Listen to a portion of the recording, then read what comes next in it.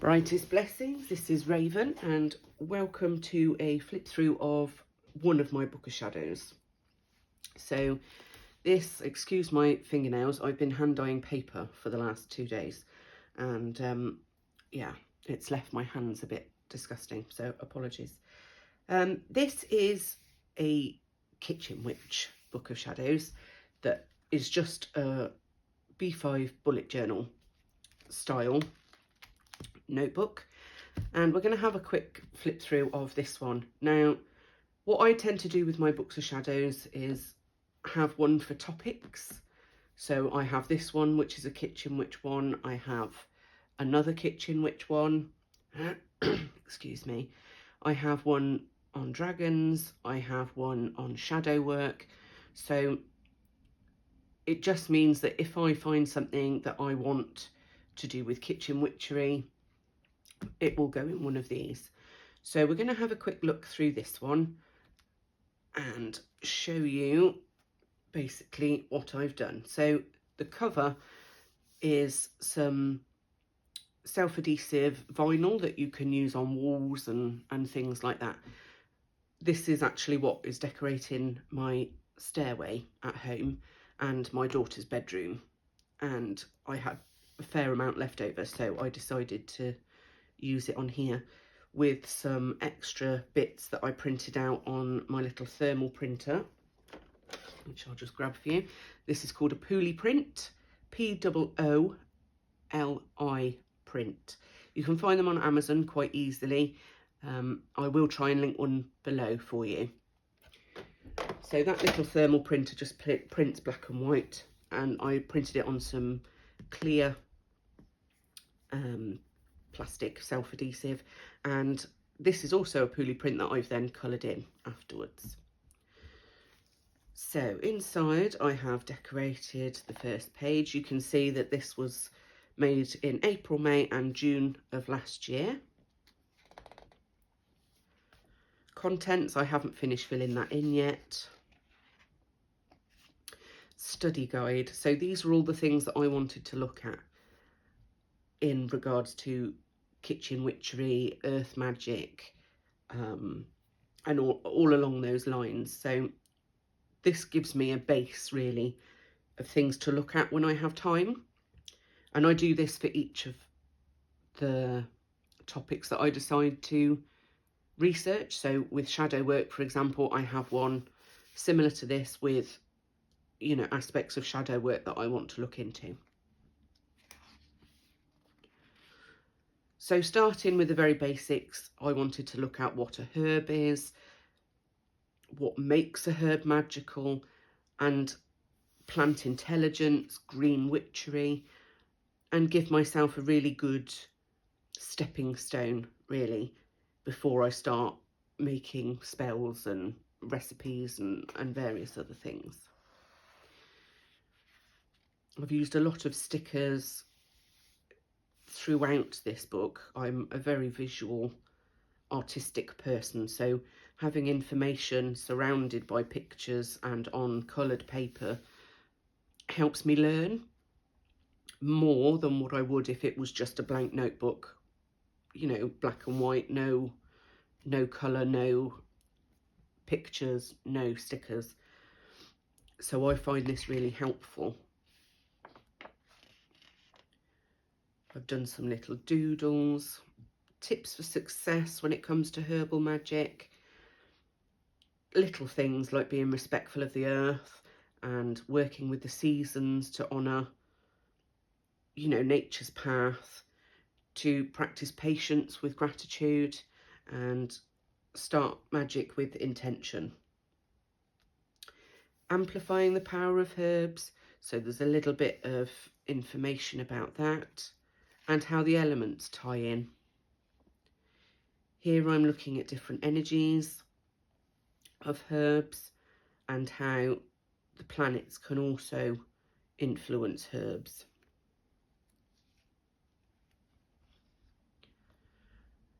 The zodiac signs, so this is how plants are impacted by the zodiac signs.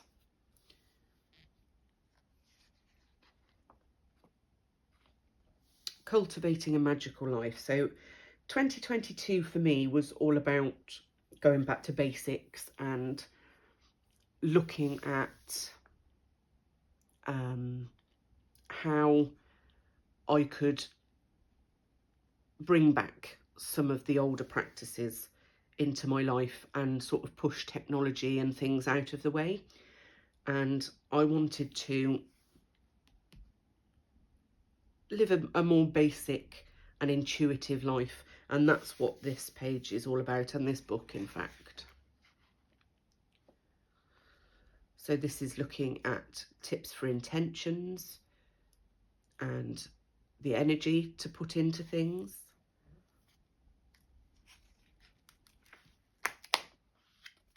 Gathering herbs and how to harvest them, and then what to do to use those herbs. So for a lot of herbs, it's best to dry them, and then I've looked at how we can do that.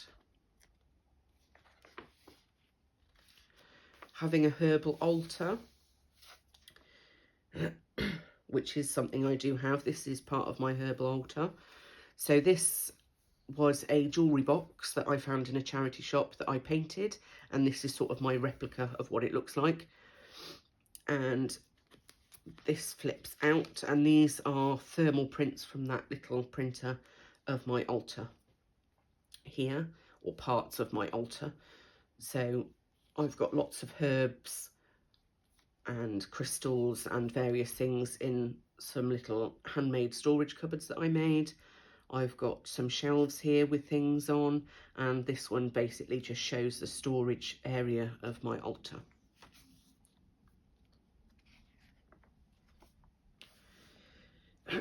Using herbs in poppets and worry dolls. Now, some of these things might not necessarily say to you kitchen witch, but all of these things came together into one giant topic of kitchen witchery for me. So this is looking at goddesses, trees, and the Fae.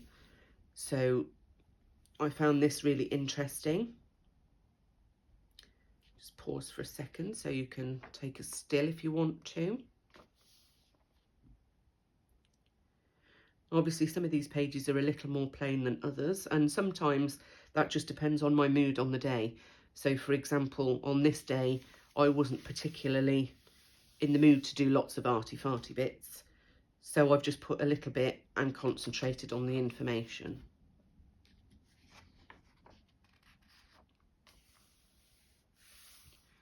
Magical herbs and trees.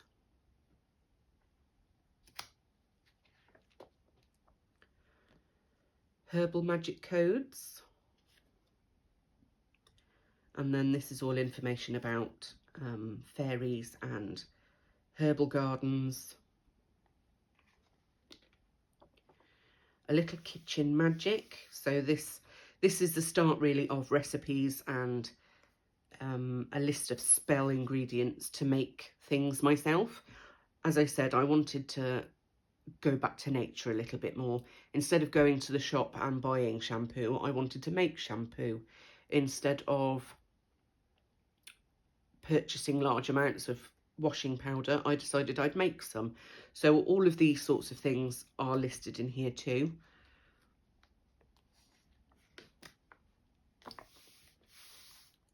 Now this page is lots of snippets of things. So blood moon tea, lavender moon milk popsicles, lavender water, smudge bundles and sticks, ginger syrup for coughs and colds. All of those sorts of little snippets I've put in the start of this one. And here, herbal first aid kits. Got some dream tea, anti-anxiety and depression jar.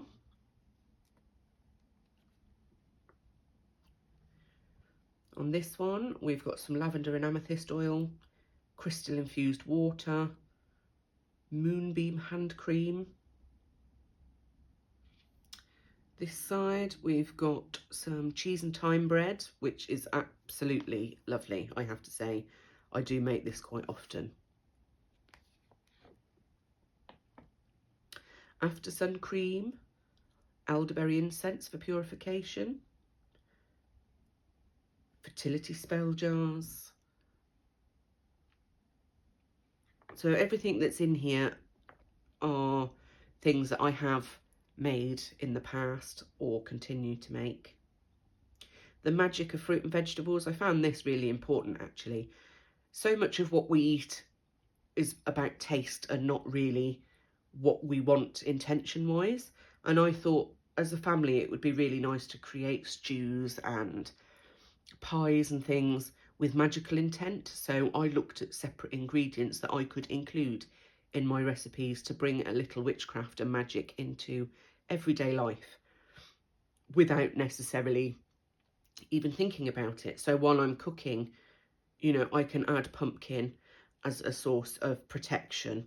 I can add broccoli as a source of abundance and fertility. I could add some peaches to a dessert for spirituality, love and harmony. So all of these things I wanted to really break down and think, actually, when I'm making food, it would be really nice to have an idea of what these ingredients represent and what I'm putting into my body magically, intent-wise. Some tips here. And a lot of these are very basic ideas, you know, sort of having an aloe plant should be kept in the kitchen as an instant cure for burns and brings good luck. Keep peppermint in your pantry and add cream to your skin to help with sore muscles, so peppermint cream. Grow what you can and cultivate your own herbs.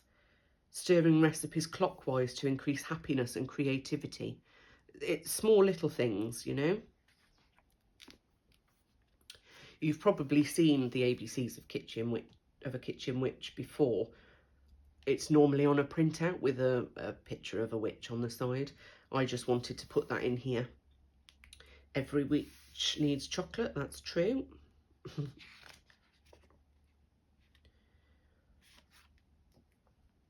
So this is plants that are brilliant for having in the kitchen or close to the kitchen. It's a nice blessing there. Magical meal preparations here.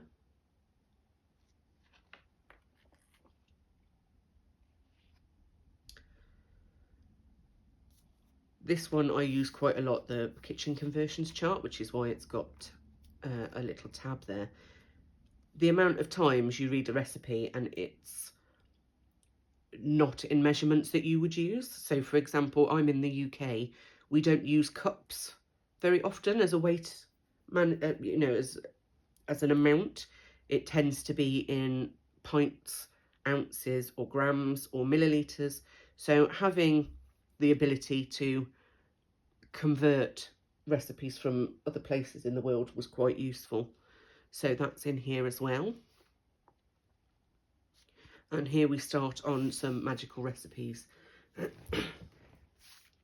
So we've got some Sabbat moon cookies.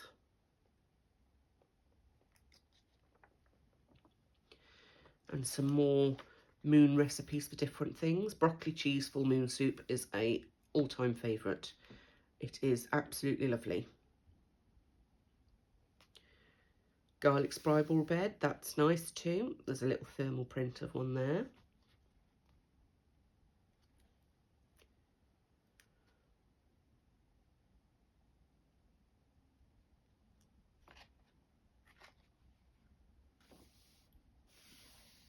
So at the start here, I've concentrated on the moon recipes that I make. There are times when I have found other recipes and I have made that into a flip over or put it into a pocket so that I can add to it, as opposed to making more moon recipes further down the line. Some moon water there. Moon water kitchen cleanse.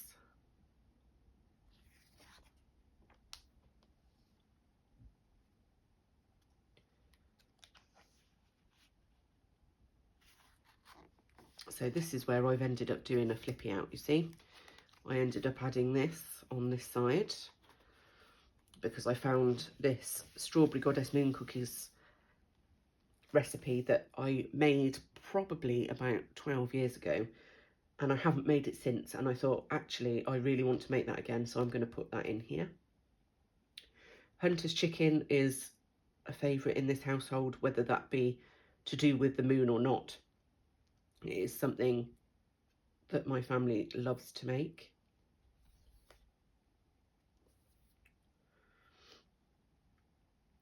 Here's a flip out again. Summer herb potatoes,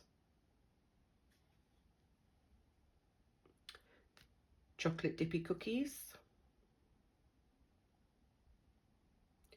Now this one is a flip, but wasn't one that I added later on. This was added intentionally just because it had a nice bee on it, and this was to do with honey.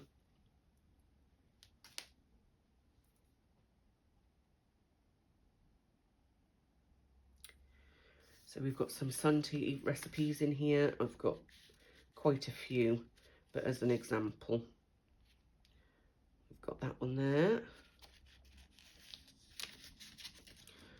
And lavender sun tea. And this was just an envelope I made out of some old music paper.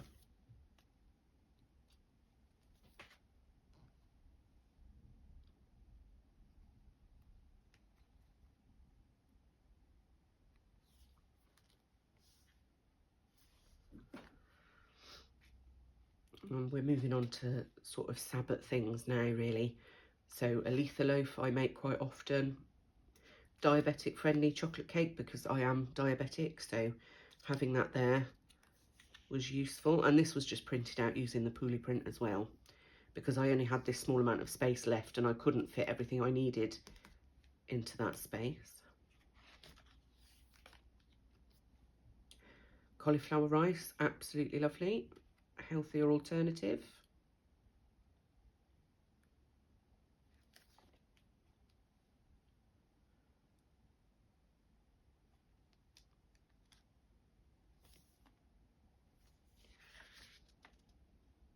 Honey glazed ham.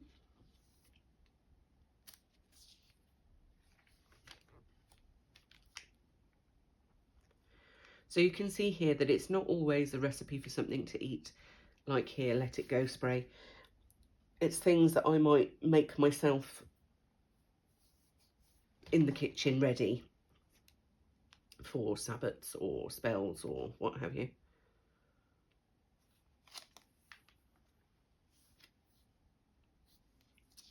Some lammas bread there, and then this tips out. Yorkshire season pudding with herbs. This was add-in.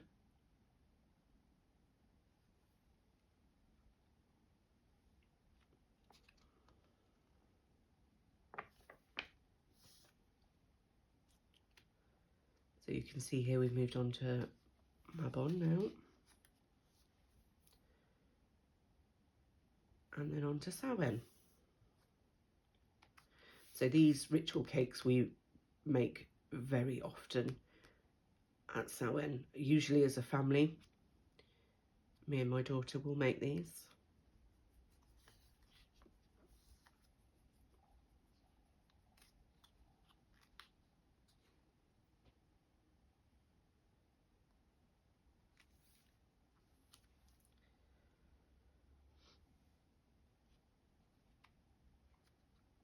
And on to Yule recipes.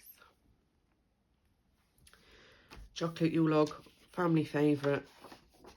That's quite a big flip out.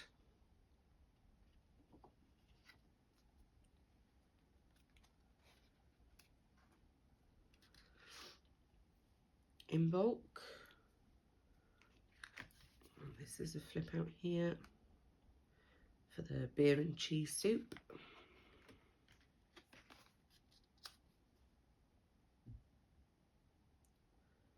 And on to Ostara. And here I've got an envelope with some recipes on. So we've got Ostara honey cakes there, minted lamb, cream egg hot chocolate, roasted garlic butter, and crispy potatoes with rosemary. And I like the idea of having pockets and things and envelopes so that if I find anything else I can just tuck that in. On to Beltane. So this was a wine recipe. Hand fasting offering cake. Fisherman's Beltane pie. Fertility bread. Ivy biscuits. My daughter loves making these.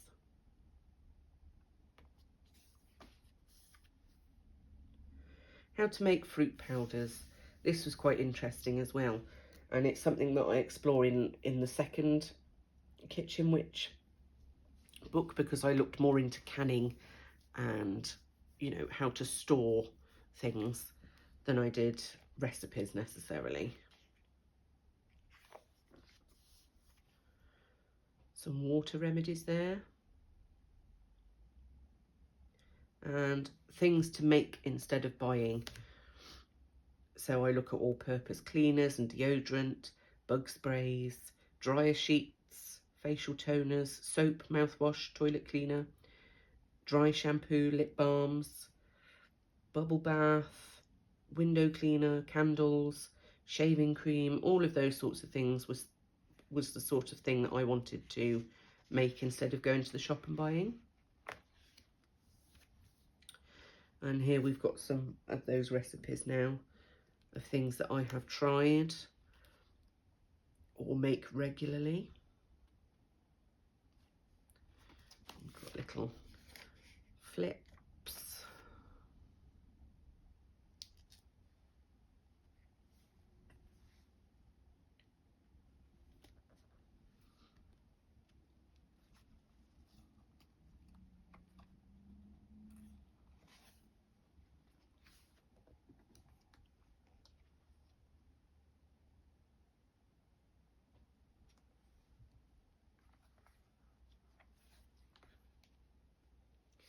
Beeswax food wraps, that's one of my favourites. It just prevents you having so much plastic in the household.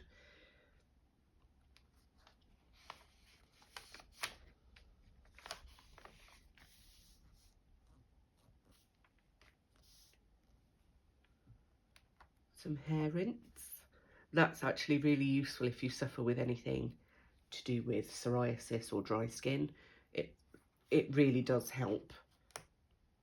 I have quite severe psoriasis on my head, and depending on how bad it is, I use a variety of tea rinses to really help.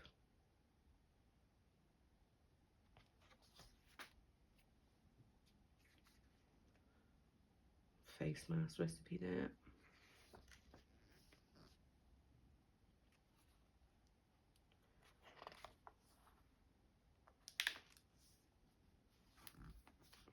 Another flip out. Pet safe deodorizer. We have a dog, as you know, who's actually behaving himself for this video for a change. And we also have a cat and tortoises. So having something that's pet safe is really important. This was a honey recipe again, so I've got this large tag here.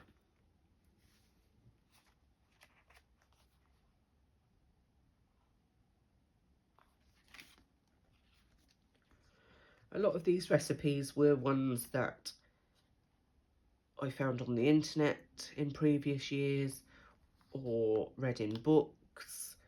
Some of them are my own recipes. Some are from friends and family.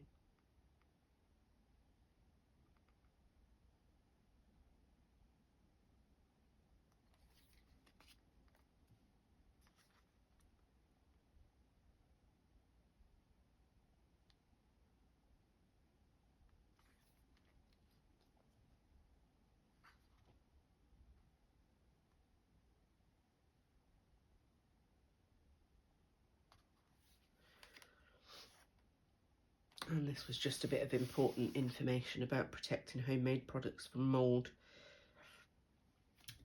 And that is that one.